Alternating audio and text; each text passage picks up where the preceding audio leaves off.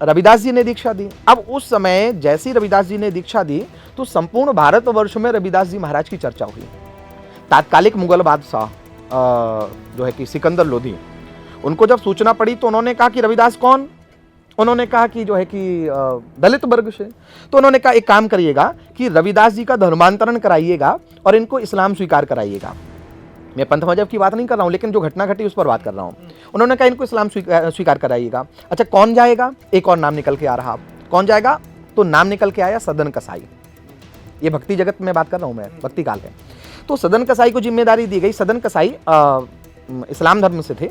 उनसे कहा कि आप जाकर के जो है कि रविदास जी का धर्मांतरण कराइए। क्यों? अगर रविदास जी ने धर्मांतरण कर लिया तो लाखों लाखों लोग इस्लाम स्वीकार कर लेंगे और सनातन धर्म का त्याग कर देंगे।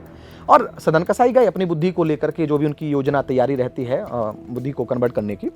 तो वहां पर गए और महीने, 2 महीने, 3 महीने उनके साथ में रहे। संत की संगति का असर आप देखिएगा कि उन्होंने बड़ा प्रयास किया, लेकिन परिणाम ये रहा कि रविदास जी महाराज ने तो सनातन धर्म का त्याग नहीं किया, अपितु सदन कसाई ने स्वयं इस्लाम का त्याग कर दिया और सनातन धर्म की शरण में आ गए और भक्तमाल के श्रेष्ठ भक्त बने। और बड़े बड़े कथावाचक, बड़े बड़े संत आज सदन कसाई की कथा किया करते हैं। उनको साक्षात ठाकुर जी ने दर्शन दिया।